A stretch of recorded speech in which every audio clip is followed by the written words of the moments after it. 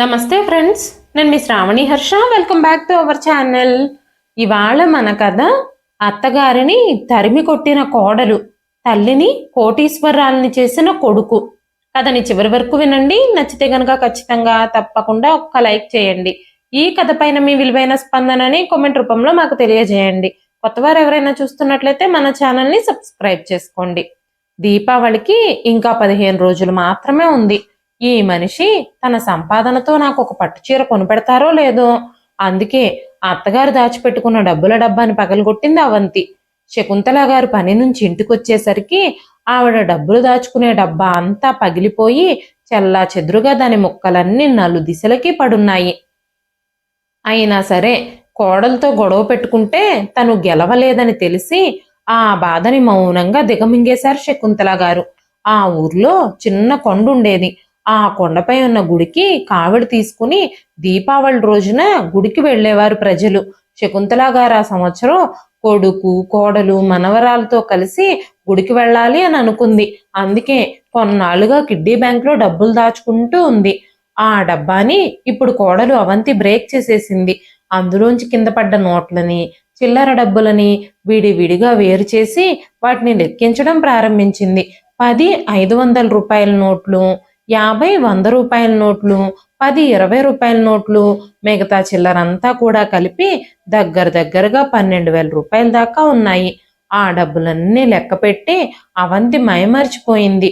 5,000 రూపాయలు పెట్టి పట్టుచీర కొనుక్కోవాలి, మిగతా 7,000 రూపాయలు నా దగ్గర ఉంచుకుంటాను, మిగతా ఖర్చులకు పనికొస్తాయి, పండగంటే బోల్డని ఖర్చులు ఉంటాయి కదా, రేపు శనివారం ఆయన్ని తీసుకెళ్ళి ఎలాగైనా సరే మంచి పట్టుచీర కొనుక్కోవాలి, మా గ్రామంలో 500 కుటుంబాలు ఉన్నాయి, మా వాళ్ళ ఇల్లులు 100కు పైగానే ఉన్నాయి, మా ఊరు మొత్తంలో నా అంత కాస్ట్లీ చీర ఈ పండక్కి ఎవరూ కట్టుకోరు, నా చీర చూసి అందరూ ఆశ్చర్యపోతారు, అందరూ ముక్కు మీద వేలేసుకునేలా చెయ్యకపోతే నా పేరు అవంతే కాదు అని మనసులోనే నిశ్చయించుకుంది అవంతి. అవంతి భర్త శ్రీనివాస్ అద్దెకి కారు నడిపిస్తూ ఉంటాడు. శ్రీనివాస్ ఇంటర్ చదువుతూ ఉన్నప్పుడు శకుంతల గారి భర్త చనిపోయారు. విపరీతంగా తాగడం వల్ల లివర్ డ్యామేజ్ అయ్యి ఆయన చనిపోవడంతో శ్రీనివాస్ ఆ కుటుంబాన్ని ఆదుకోవాల్సి వచ్చింది. శకుంతల గారు పక్కనే ఉన్న పొలాల్లో కొబ్బరికాయలు, వేరుశెనక్కాయలు ఎండబెట్టడానికి పనికి వెళ్ళేవారు. పక్కనే ఉన్న ఆయిల్ మిల్లులో కొబ్బరి నూనె, శనగ నూనె పట్టించి అందరికీ అమ్ముతూ ఉండేవారు.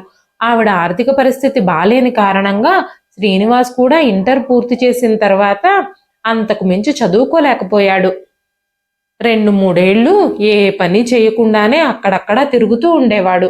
ఆ తర్వాత డ్రైవింగ్ నేర్చుకొని అద్దెకి కార్లు నడిపించడం మొదలుపెట్టాడు. సుపారీ దొరికితే తరచుగా టౌన్కి వెళ్లాల్సి వచ్చేది. సుపారీ దొరకని రోజు తల్లితో కలిసి పొలానికి వెళ్లి పనులు చేస్తూ ఉండేవాడు. ఆ తరువాత అవంతితో శ్రీనివాస్ పెళ్లి జరిపించారు. శకుంతల గారికి ఇప్పుడు 5 ఏళ్ల మనవరాలు కూడా ఉంది. శకుంతల గారు ఉదయం 8 గంటలకు పనికొస్తే సాయంత్రం అయ్యే వరకు పనిచేస్తూనే ఉండేవారు.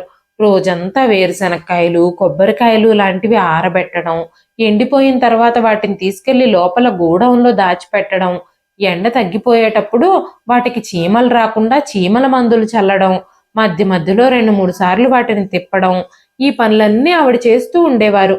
ఇన్ని సంవత్సరాల తర్వాత కూడా ఆవిడ పనులన్నీ ఎలాగోలాగా ఓపిక కూడగట్టుకుని చేస్తూ వచ్చారు.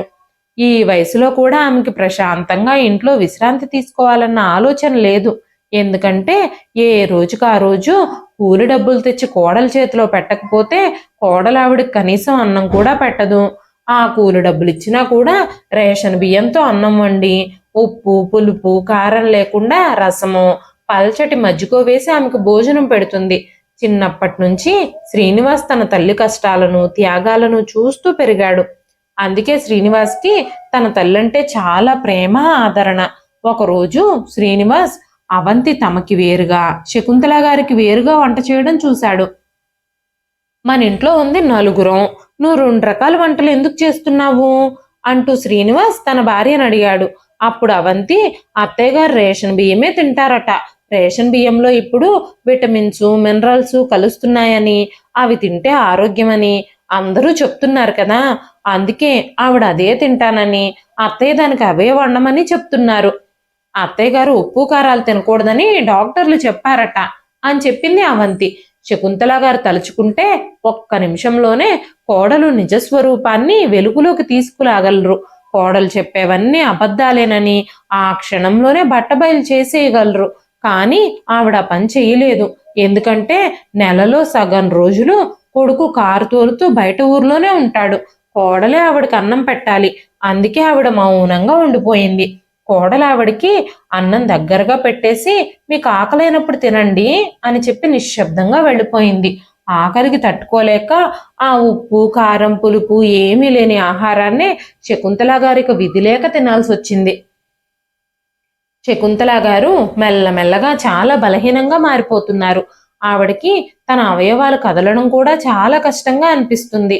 వయసు పెరగడం వల్ల, సరైన తిండి లేకపోవడం వల్ల, ఆవిడ చాలా అలసిపోవడం వల్ల పనులు చేయడానికి చాలా ఇబ్బంది పడుతోంది. ఒక్కొక్కసారి లేచి పక్కన కూర్చోవడానికి కూడా వీలు కావడం లేదు. కాళ్ళన్నీ తిమ్ముర్లు వచ్చేస్తున్నాయి. ఒక్కొక్కసారి ఆవిడ కదలలేక అలాగే నిలబడిపోతుంది. అలాంటి సమయాల్లో ఆమెతో పాటు పనిచేసే మిగతా మహిళలు శకుంతల గారిని విశ్రాంతి తీసుకోమని చెప్తారు. ఆమెకు పనిలో సహాయం చేస్తూ ఉంటారు. ఆ రోజు తెల్లవారుజామున నిద్రలేవగానే శకుంతల గారికి తల తిరుగుతున్నట్టుగా ఉండడం వల్ల మంచం మీద నుంచి పైకి లేవలేకపోయారు. శకుంతల గారు ఆ రోజు నేను పనికి వెళ్ళలేను, ఈ రోజు ఆసుపత్రికి వెళతాను, మీరు వెళ్ళిపోండి అని తనతో పాటు పనిచేసే వాళ్ళని పంపించేశారు. కోడలిచ్చిన రసమన్నం తినేసి ప్రభుత్వ ఆసుపత్రికి వెళితే శకుంతల గారిని పరీక్షించిన వైద్యులు, అమ్మా మీ శరీరంలో సరిగ్గా రక్తం లేదు, మీరు సరిగ్గా తిండి తింటున్నట్టుగా లేరు, ఇదే జరిగితే మీ జీవితం చాలా కష్టంగా మారిపోతుంది, మీరు మంచి పౌష్టికాహారం తీసుకోవాలి, మీ వయసు 60 ఏళ్ళు దాటిపోయింది, ఇక మీరు కాస్త మీ ఆరోగ్యం విషయంలో జాగ్రత్తగా ఉండాలి, మీ ఆరోగ్యం గురించి కొద్దిగా జాగ్రత్తలు తీసుకోండి అని చెప్పి కొన్ని మందులు రాసిచ్చారు.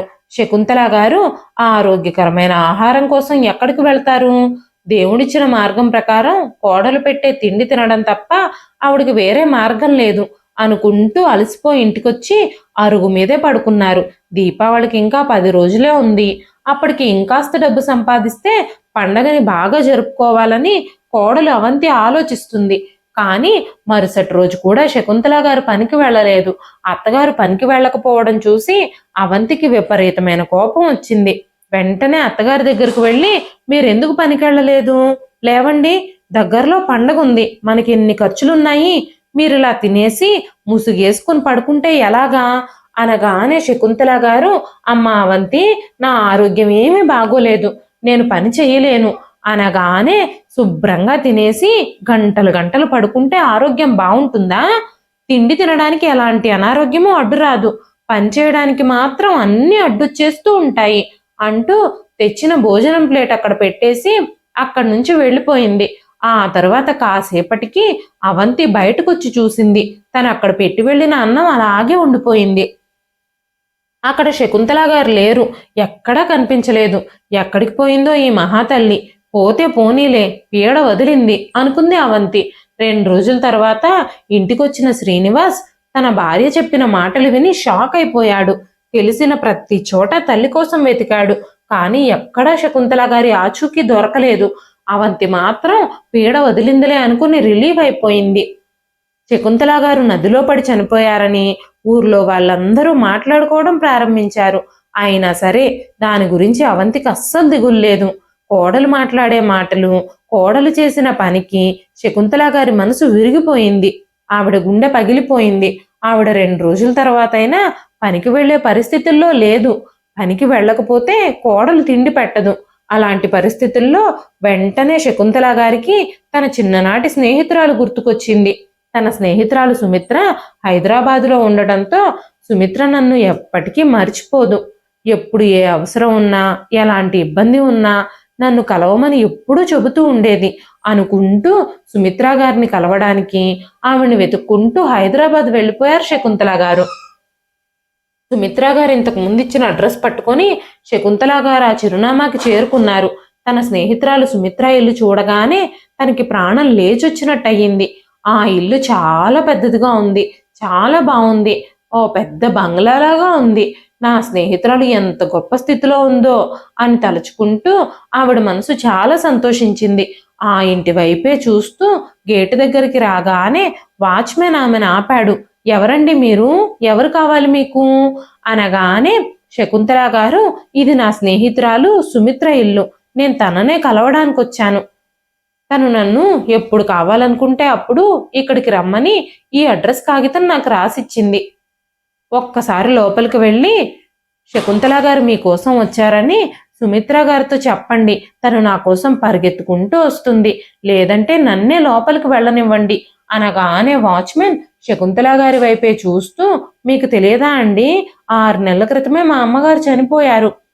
ఇప్పుడు ఇంట్లో ఆవిడ కొడుకు కోడలు మాత్రమే ఉన్నారు అని చెప్పారు. తన స్నేహితురాలు బ్రతికి లేదని తెలియగానే శకుంతల గారు ఒక్కసారిగా చితికిపోయారు. ఆవిడ కాళ్ళ కింద నేల జారిపోయినట్టు అనిపించింది. తనకి శరీరం అంతా వణుకు పుట్టింది. ఆవిడ మనసుని భయం, దుఃఖం ఆవహించేశాయి. ఎన్నో ఆశలు పెట్టుకుని శకుంతల గారు ఆ ఊరు వదిలొచ్చారు. కానీ ఇప్పుడు ఆవిడ ఏం చేయగలుగుతుంది?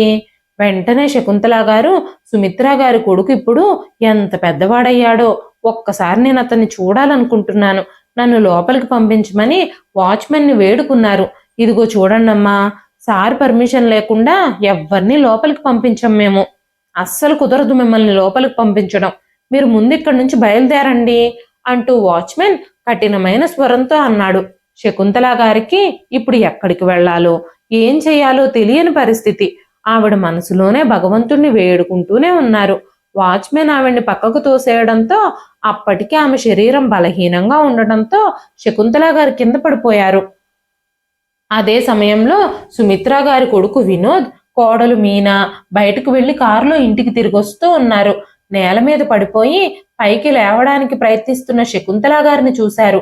ఏమైంది, ఏంటి విషయం అని అడుగుతూ వినోద్ గబగబా కారు దిగి శకుంతల గారి దగ్గరకు వచ్చి శకుంతల గారిని లేపి వాచ్మెన్ కుర్చీలో కూర్చోబెట్టాడు. కారులోంచి మంచినీళ్ల బాటిల్ తీసి ఆమెకు తాగించాడు. వినోద్ని చూడగానే శకుంతల గారి కళ్ళల్లో నీళ్లు తిరిగాయి. అమ్మా, మీరెవరు? ఎందుకు ఏడుస్తున్నారు అని అడిగాడు వినోద్. వెంటనే శకుంతల గారు కాస్త తేరుకున్న తరువాత, నా పేరు శకుంతల, నేను సుమిత్ర చిన్నప్పటి స్నేహితులం. నేను తన కోసమే ఇక్కడికి వచ్చాను. అయితే ఇప్పుడు తన బ్రతికి లేదు అని వాచ్మెన్ చెప్తున్నాడు. నీకెప్పుడు ఏ సహాయం కావాలన్నా కూడా నా దగ్గరికి రా, నేను చేస్తాను అంటూ సుమిత్ర నాతో చెప్పింది.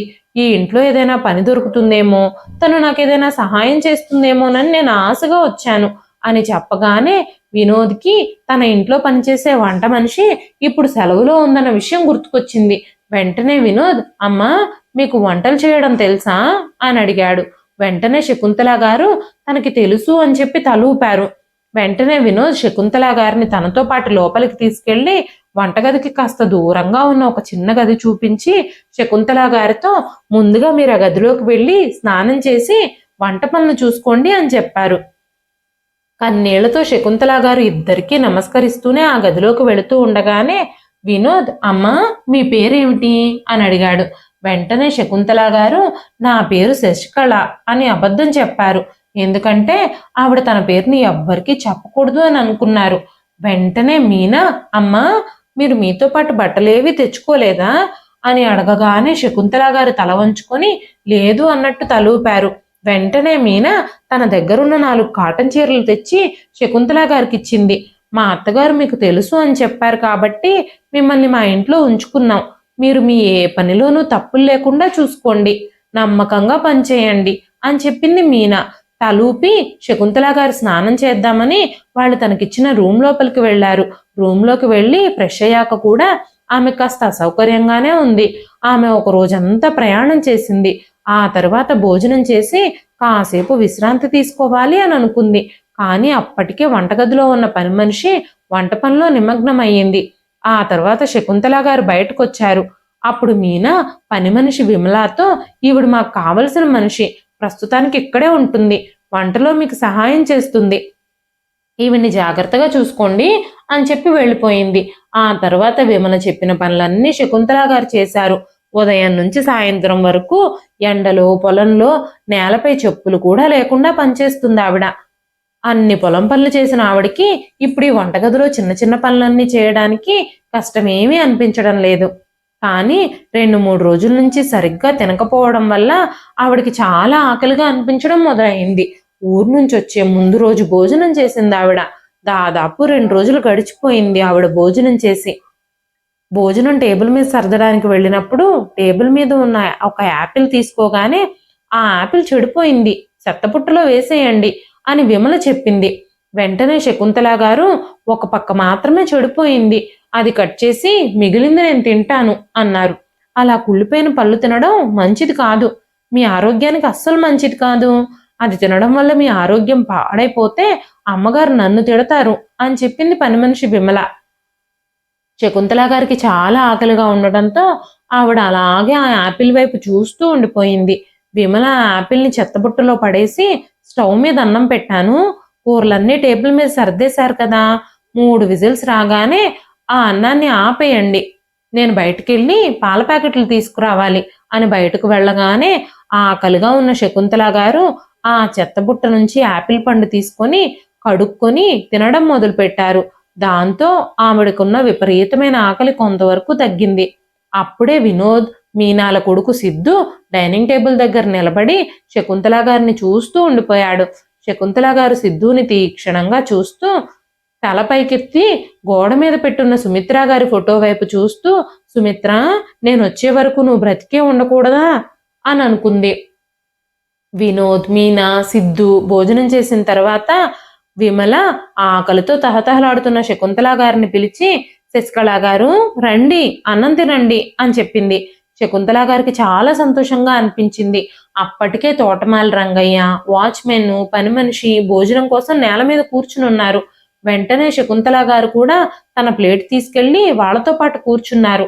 అన్నం కోసం ఎదురు చూస్తూ ఉండగానే పని మనిషి విమల ఆవిడకి అన్నంతో పాటు సాంబారు, వడ, పాయసం, బంగాళదుంప కూర వీటన్నింటితో భోజనం పెట్టగానే తన భోజనం ప్లేట్ చూసుకున్న శకుంతల గారి మనసంతా ఆనందంతో నిండిపోయింది. ఈ రోజు ఆవిడకి ఆ ఇంట్లో పని మనిషి స్థానంతో పాటు కడుపు నిండా కూడా తిండి దొరుకుతోంది. వినోద్ కొడుకు సిద్ధు చాలా కొద్ది సమయంలోనే శకుంతల గారికి చాలా అటాచ్ అయిపోయాడు. శకుంతల గారు చెప్పే పల్లెటూరు కథలన్నీ సిద్ధుకి చాలా బాగా నచ్చుతున్నాయి.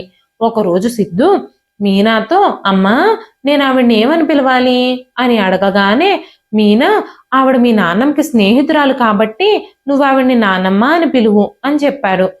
మీనా నుంచి అంత ఆప్యాయత, గౌరవం చూసి శకుంతల గారి కళ్ళల్లో నీళ్లు తిరిగాయి. ఆ ఇంట్లో వాళ్ళు ఆమెను ఒక్కరోజు కూడా పనివాళ్లలాగా, ఒక కూలీలాగా చూడలేదు, తోటి మనిషిలాగానే గౌరవించారు. వాళ్ళు తినే ఆహారాన్ని ఆవిడకి కూడా పెట్టారు. శకుంతల గారు అక్కడికి వచ్చిన దగ్గర నుంచి రోజు కారులో స్కూలుకు వెళ్లే సిద్ధు శకుంతల గారు కూడా ఉదయం సాయంత్రం తనతో పాటే స్కూల్కి రావాలని, మళ్ళీ తన్ని స్కూల్ నుంచి తీసుకొచ్చేటప్పుడు కూడా ఆవిడ రావాలని మారం చేసేవాడు. రోజు మండే ఎండలో పొలం పనులు చేసే శకుంతల గారికి ఏసీ కారులో ప్రయాణం చేయడం ఊహించని విషయమే. గ్రామంలో తన సొంత ఇంట్లో ఉన్న ఒక పని మనిషి జీవితం గడిపింది. కానీ ఇప్పుడు పని మనిషి పేరుతో ఉన్న ఆవిడ జీవితం చాలా దర్జాగా గడుస్తుంది. రుచికరమైన భోజనం, రోజు కారులో రైడు, ఇంకా మంచి మంచి దుస్తులతో విలాసవంతమైన జీవితాన్ని గడుపుతుంది. భగవంతుడు ఎప్పుడు ఎవరికి ఏమిస్తాడో అనేది మనుషులు ఊహించలేము అని శకుంతల గారు భావించారు. ఒకసారి వినోద్ తన కుటుంబంతో పాటు గుడికి వెళుతూ ఉన్నప్పుడు సిద్ధు శకుంతల గారిని కూడా తమతో పాటు రావాలని పట్టుబట్టాడు. దేవుడి దర్శనం తర్వాత గుడి నుంచి బయలుదేరి కొంచెం దూరం వచ్చాక టీ తాగేందుకు ఒక షాప్ దగ్గర కారు ఆపాడు వినోద్. సిద్ధు బంతితో ఆడుకుంటూ ఉండగా ఆ బాల్ రోడ్డు పక్కన పడింది. దాన్ని తీసుకురావడానికి సిద్ధు పరిగెత్తుకుంటూ వెళ్ళాడు. అప్పుడే అక్కడికి వేగంగా వస్తున్న లారీని సిద్ధు గమనించకపోవడంతో శకుంతల గారు శర్ర వేగంతో పరిగెత్తుకుంటూ వచ్చి సిద్ధును పక్కకు లాక్కున్నారు. కొన్ని క్షణాల్లోనే ప్రమాదం నుంచి సిద్ధుని తప్పించారు ఆవిడ. అక్కడ జరిగిన విషయం చూసి మీనా ఇంకా వినోద్ షాక్ నుంచి చాలాసేపు తేరుకోలేదు. అక్కడున్న ప్రజలందరూ, ఏ జన్మలోనూ మీరు చేసుకున్న పుణ్యమే మీ బిడ్డ ప్రాణం రక్షించింది, దేవుళ్ళ ఆమొచ్చి మీ బిడ్డను కాపాడింది, లేకపోతే మీ పిల్లోడు ఏమైపోయేవాడో ఈ రోజు అని వాళ్ళందరూ మాట్లాడుతూ ఉంటే మీనా కళ్ళల్లో నీళ్లు తిరిగాయి. మీనా కన్నేళ్లతోనే శకుంతల గారిని కౌగిలించుకుంది. మీనా, వినోద్ ఇద్దరూ చేతులు జోడించి శకుంతల గారికి ధన్యవాదాలు తెలిపారు. సిద్ధుని రక్షించడంలో శకుంతల గారికి చిన్న చిన్న గాయాలయ్యాయి. వెంటనే వినోద్, మీనా ఆవిడ్ని ఆసుపత్రికి తీసుకెళ్లారు. ఆ రోజు నుంచి వినోద్కి, మీనాకి శకుంతల గారి పట్ల ఉన్న గౌరవం, మర్యాద మరిన్ని రెట్లు పెరిగాయి. ఆవిడ క్షేమంగా ఇంటికి తిరిగొచ్చిన తర్వాతే మీనా మనసు కుదుట పడింది. కానీ మీనా కొడుకుకు జరిగిన ప్రమాదం గురించే ఆలోచిస్తూ ఉంది. ఆవిడ మనసు ఉద్వేగంతో ఉంది. సిద్ధు జాతకాన్ని తమ జ్యోతిష్కుడికి చూపించాలని, జాతకంలో ఏమైనా దోషాలున్నాయేమోనని, ఏమైనా నివారణ పూజలు చేయించాలని ఆలోచిస్తూ ఉంది. సిద్ధు జాతకం కోసం తన కబ్బోర్డ్ మొత్తం వెతికింది. అక్కడెక్కడా తనకి జాతకం దొరకలేదు. సాయంత్రం ఇంటికి రాగానే వినోద్ని అడిగినప్పుడు వినోద్, మా అమ్మ అందరి జాతకాలని తన బీరువాలోనే స్వయంగా భద్రపరుస్తుంది. అమ్మ గదిలో వెతికితే నీకు ఆ జాతకం దొరుకుతుంది అని చెప్పాడు. రాత్రి భోజనం ముగించిన తర్వాత వినోద్, మీనా కలిసి సుమిత్రా గారి గదికి వేసిన తాళం చెవిని తెరిచి లోపలికి వెళ్లారు. చాలా రోజుల నుంచి ఆ గది వాడకుండా ఉండడంతో నేలంతా దుమ్ముతో నిండిపోయింది. గదిలో చాలా రకాల పుస్తకాలున్నాయి. జాతకాల కోసం వెతుకుతూ ఉండగా వినోద్కి తన తల్లి డైరీ దొరికింది. దాన్ని తెరిచి చదువుతూ ఉండగానే, మీనా, ఇవిగోండి మన ముగ్గురి జాతకాలు ఇక్కడే ఉన్నాయి అంటూ అవి తీసుకొని భర్త దగ్గరకు వచ్చింది. మీనా మాటలు కూడా వినకుండా వినోద్ ఆ డైరీలో ఏముందో చదువుతూ ఉండడం చూసిన మీనా తను కూడా వచ్చి డైరీలో ఏముందో చూడడం మొదలుపెట్టింది. బాబు వినోద్, ఇది నీ జన్మ రహస్యం. నువ్వు ఈ రహస్యం తెలుసుకునేటప్పటికీ నేను బ్రతికుంటానని నేను అనుకోవడం లేదు. నేను చిన్నప్పుడు చాలా సంపన్న కుటుంబంలో పుట్టి పెరిగాను. మా నాన్నకి నేను ఒక్కదాన్నే కూతుర్ని. మా ఇంట్లో నేను చాలా గారాబంగా పెరిగాను. నా ఆత్మీయమైన స్నేహితురాలు చిన్నప్పటి నుంచి నాకు ఒకరున్నారు. తన పేరు శకుంతల. చిన్నప్పుడు మా తోటలో శకుంతల వాళ్ళ నాన్న పనిచేసేవాడు. అప్పుడప్పుడు పనికొచ్చేటప్పుడు తనతో పాటు శకుంతలను కూడా తీసుకొచ్చేవాడు. తను మా ఇంటి పని వాళ్లతో కలిసి మా ఇంటి పనులు కూడా చేస్తూ ఉండేది. అప్పుడే మా ఇద్దరికి మధ్యలో మంచి స్నేహం మొదలైంది. మేమిద్దరం చాలా బాగా కలిసిపోయాము. పెళ్లి సమయంలో కూడా నాకు ధనవంతుడైన వరుడితో వివాహం జరిగింది. కొన్నాళ్ల తర్వాత శకుంతలకు కూడా ఒక కూలివాడితో పెళ్లి జరిగింది. నాకు పెళ్ళయ్యాక 3 పిల్లలు పుట్టి చనిపోయారు. 4వసారి కడుపుతో ఉన్నప్పుడు కూడా అదే జరిగింది. ఆ తర్వాత మా అత్త మామలు నా భర్తకి 2వ పెళ్లి చేయాలని చూశారు. నన్ను అదే ఇంట్లో ఒక మూలన పడుండమని చెప్పడం మొదలుపెట్టారు. ఆ తర్వాత మళ్ళీ నేను చాలా పూజలు చేసిన తర్వాత 5వసారి గర్భవతినయ్యాను. నేను ఆ దేవుణ్ణి ఈసారి పుట్టే బిడ్డ చనిపోకూడదని చాలా కోరుకున్నాను.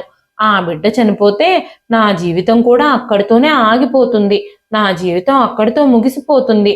నా కడుపులో ఉన్న బిడ్డని కాపాడమని ఆ భగవంతుణ్ణి ప్రార్థిస్తూనే ఉన్నాను. ఆ భగవంతుడు నన్ను కరుణించాలని గుళ్ళో ప్రార్థన చేస్తూనే ఉన్నాను. నేను ఉపవాసం ఉన్నాను. నిప్పుల గుండం కూడా తొక్కాను. నా బిడ్డ బ్రతకాలని ఎన్నెన్నో దేవుళ్ళని ప్రార్థించాను. 9వ నెల రాగానే మా అమ్మ నన్ను ప్రసవం కోసం పుట్టింటికి తీసుకెళ్ళింది. ఆ రోజు నాకు ప్రసవ నొప్పులు రావడంతో మంత్రసాన్ని ఇంటికి తీసుకొచ్చారు. అంత బాధలోనూ నేను మంత్రసాని చేతులు పట్టుకుని ప్రాధేయపడుతున్నాను. అమ్మా, ఎలాగోలాగా నా బిడ్డను బ్రతికించండి, దయచేసి నా బిడ్డ ప్రాణాన్ని కాపాడండి అని. ప్రసవ సమయం వచ్చేసింది. బిడ్డ పుట్టింది. నేను మేల్కొన్నప్పుడు వినోద్ నా పక్కన పడుకునున్నాడు. నా ఆనందానికి అవధులు లేవు. నేను పూజించే దేవుళ్ళు నన్ను విడిచిపెట్టలేదని నేను భావించాను. నేను లేవగానే మంత్రసాని నా దగ్గరకొచ్చి నా చేతుల్లో ఉన్న బిడ్డను చూసింది. నాకేమీ అర్థం కావడం లేదు. మంత్రసాని చేతిలో మరో బిడ్డ చనిపోయి ఉన్నాడు. మీ బిడ్డ చనిపోతే మీ పక్కనే ఇంకో బిడ్డ ఎలా ఉంటుంది అని మంత్రసాని అనగానే నేను ఆశ్చర్యపోయాను. అప్పుడు ఈ బిడ్డ ఎవరు, నా పక్కన ఎందుకున్నాడు అని నేను అనుకున్నాను. అప్పుడే నా స్నేహితురాలు శకుంతల కూడా పక్క గదిలో ఉంది. ఆమె కూడా అప్పుడే ప్రసవించింది. తను కవలలకు జన్మనిచ్చింది. ఇద్దరూ అబ్బాయిలే. అత్తగారింట్లో బిడ్డలు లేకుండా నువ్వు పడే బాధ నాకు తెలుసు. అందుకే నీ బిడ్డ చనిపోయాడు అని తెలియగానే నా బిడ్డల్లో ఒక బిడ్డను తీసుకొచ్చి నీ పక్కన పడుకోబెట్టాను అని చెప్పింది శకుంతల. అప్పుడే సుమిత్రా గారు లేచి పక్క గదిలో శకుంతల గారి బిడ్డను చూడ్డానికి వెళ్లారు. 2 బిడ్డలు దాదాపుగా ఒకేలాగా ఉన్నారు. వెంటనే సుమిత్రా గారు శకుంతల గారికి కన్నీళ్లతో కృతజ్ఞతలు చెప్పారు. ఇక నుంచి ఈ బిడ్డ శకుంతల కొడుకు కాదు, ధనవంతులు ఐశ్వర్యవంతులు అయిన సుమిత్ర మనోహర్ల కొడుకు అని శకుంతల గారు చెప్పారు. అప్పుడు శకుంతల గారు ఈ బిడ్డ నాకు పుట్టిన బిడ్డని ఎవ్వరితోనూ చెప్పొద్దని సుమిత్ర గారి దగ్గర ప్రమాణం చేయించుకున్నారు. సుమిత్ర గారు తన బిడ్డకు వినోద్ అని పేరు పెట్టారు. శకుంతల గారు తన కొడుకుకి శ్రీనివాస్ అని పేరు పెట్టారు. సుమిత్ర గారు వినోద్ని తన సొంత కొడుకు కంటే చాలా ఎక్కువ రెట్ల ప్రేమతో ఆప్యాయతతో పెంచి పెద్ద చేశారు. తనకి జీవితాన్నిచ్చిన శకుంతల గారిని దేవతలా పూజించారు. ఇదే నీ జన్మ రహస్యం. ఈ రహస్యం తెలిసాక కావాలనుకుంటే నువ్వు మీ తల్లిని వెళ్ళి కలవచ్చు అని ఆవిడ ఆ డైరీలో రాసుకుంది. వెంటనే వినోద్ ఇంకా మీనా తనకు జన్మనిచ్చిన తల్లిని కలవాలని వారి కుటుంబానికి సహాయం చేయాలని నిర్ణయించుకున్నారు. ఆ డైరీ చదివిన వెంటనే వినోద్కి కన్నీళ్ళు వచ్చాయి. ఈ విషయాన్నంతా మీనా కూడా నమ్మలేకపోయింది. కానీ అత్తగారు స్వయంగా తన డైరీలో రాసుకున్నారు అంటే నమ్మకుండా ఎలా ఉంటుంది? అయితే నాకు జన్మనిచ్చిన తల్లి ఊర్లో ఉందన్నమాట. నేను వెంటనే తనని చూడాలి అని అనుకున్నాడు వినోద్. వెంటనే వినోద్ సిద్ధుని మీ అమ్మా నాన్నల ఇంట్లో ఒక 4 రోజులు వదిలిపెట్టిరా, మనిద్దరం కలిసి వెంటనే మా అమ్మ డైరీలో రాసుకున్న ఆ ఊరికి వెళదాం అని చెప్పి ఏర్పాట్లన్నీ మొదలుపెట్టాడు. మరుసటి రోజు పని వాళ్ళందరితో చెప్పి మేము 4 రోజులు ట్రిప్కి వెళుతున్నాము అని చెప్పి శకుంతల గారికి లివింగ్ రూమ్ కీస్ ఇచ్చాడు. ఇంటి బాగోగులు చూసుకోమని, తమకు నచ్చినవి వండుకు తినమని అందరితో చెప్పి వినోద్ మీనా ఇద్దరూ ఆ ఇంటి నుంచి బయలుదేరారు. ఎక్కడికి వెళుతున్నారో ఎవ్వరికీ చెప్పలేదు. పని వాళ్ళు కూడా వాళ్ళు ఎక్కడికి వెళుతున్నారో తెలియక అయోమయంలో పడ్డారు. కానీ ఎవ్వరూ వాళ్ళని ఏమీ అడగలేదు. ఇద్దరూ ఆ డైరీలో రాసున్న శకుంతల గారి ఊరికి చేరుకుని అక్కడ ఒక టీ షాప్ దగ్గర కారు ఆపారు. చాలా దూరం ప్రయాణించడం వల్ల వాళ్ళ శరీరం అంతా నొప్పులుగా అనిపించాయి. టీ తాగుతూ ఊర్లో శకుంతల గారి ఇల్లు ఎక్కడుంది అని ఆవిడకి దాదాపుగా 60 ఏళ్ళు ఉంటాయి అంటూ వినోద్ టీ షాప్ అతన్ని ప్రశ్నించాడు. వెంటనే ఆ టీ షాప్ అతను శకుంతల గారా? ఆ పేరుతో నాకెవ్వరూ తెలియదు సార్. నేను కొత్తగా ఇక్కడ టీ షాపు మొన్నీ మధ్య పెట్టుకున్నాను. ఇంకా దగ్గరలో ఎవరినైనా అడగండి, బహుశా వాళ్ళకి తెలియొచ్చు అని చెప్పగానే మళ్ళీ వినోద్ మీనా కారులో కూర్చుని కొంచెం దూరం ముందుకు వెళ్ళిన తర్వాత అక్కడ ఒక గొర్రెల కాపరి కనిపిస్తే ఆయన్ని అడిగారు. ఆ గొర్రెల కాపరి శకుంతల గారి గురించి ఏమీ తెలియదు అని చెప్పాడు. ఆ తర్వాత వినోద్ మీనా మంత్రసాని ఇల్లు గురించి తెలుసుకోవాలి అని అనుకున్నారు. వెంటనే వినోద్ నేను పుట్టినప్పుడే ఆ మంత్రసానికి పెద్ద వయసే ఉండుంటుంది, ఆవిడ ఇంకా బ్రతుకుండే అవకాశం ఉందంటావా అని అనగానే ఏమో ప్రయత్నిద్దాం, బతికుందో లేదో మంత్రసాని గురించి అయితే ఈజీగా తెలుసుకోవచ్చేమో కదా, ఆవిడ ద్వారా శకుంతల గారింటి అడ్రస్ పట్టుకోవచ్చు అని చెప్పగానే వాళ్ళని వీళ్ళని అడిగి మంత్రసాని ఇంటికి చేరుకున్నారు ఆ ఇద్దరు. ఆ మంత్రసానికి చాలా వయసు అయిపోయింది, చాలా ముసలావిడలా మారిపోయింది ఆవిడ. ఆవిడతో వినోద్ తన పుట్టుక గురించి చెప్పి అడిగినప్పుడు ఆ మంత్రసాని ఆ డైరీలో రాసిన విషయాలన్నీ నిజమే అని నిర్ధారించింది. ఆ తర్వాత మంత్రసాని చెప్పిన ఆధారాల ప్రకారం వినోద్ మీనా శకుంతల గారింటికి చేరుకున్నారు. అక్కడ అవంతి తన భర్తలానే ఉన్న వినోద్ని చూసి కంగారు పడిపోయింది. ఎవరో ఏంటో తనకేమీ అర్థం కావడం లేదు. ఆ వచ్చిన వాళ్ళు శకుంతల గారి గురించి అడగటంతో శకుంతల గారు మా అత్తగారే, కానీ కొన్ని రోజుల క్రితమే ఆవిడ ఇంటి నుంచి పారిపోయింది అని చెప్పింది. కానీ వినోద్ తనకు జన్మనిచ్చిన తల్లి ఎలా ఉందో తెలుసుకోవాలని చాలా తహతహలాడుతున్నాడు. మేము శకుంతల గారి కోసం వచ్చామండి, ఆవిడకి నేను బాకీ ఉన్నాను, ఆ డబ్బులు తిరిగి ఇవ్వడానికి వచ్చాను, ఆవిడ ఎక్కడుందో దయచేసి చెప్పండి అన్నారు. అవంతి వాళ్ళు చాలా డబ్బున్న వాళ్ళు కావడంతో డబ్బులు తిరిగి ఇవ్వడానికి వచ్చాము అని చెప్పడంతో అవంతి మొహం వెలిగిపోయింది. మీరు మా అత్తగారికి ఏమైనా డబ్బులు ఇవ్వాల్సి వస్తే నాకు ఇచ్చేయండి, ఆవిడ రాగానే నేను ఇస్తాను అని చెప్పింది.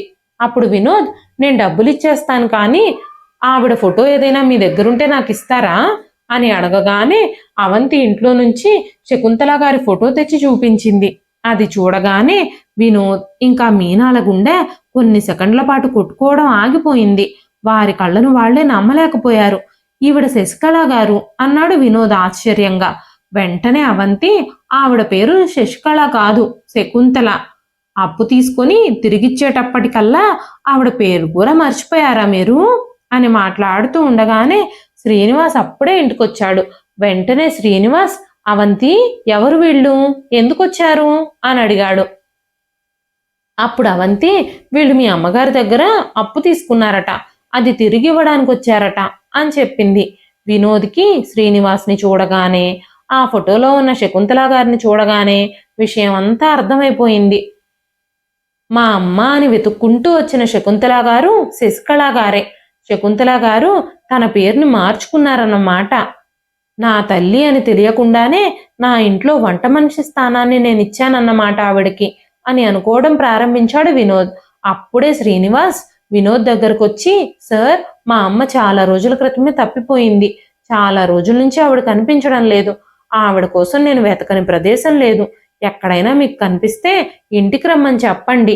మా అమ్మ లేకుండా మా ఇల్లు నిర్జీవం అయిపోయింది. నా మనసు చాలా చంచలంగా ఉంది. ఎక్కడైనా మీకు కనిపిస్తే నాతో చెప్పండి అన్నాడు శ్రీనివాస్.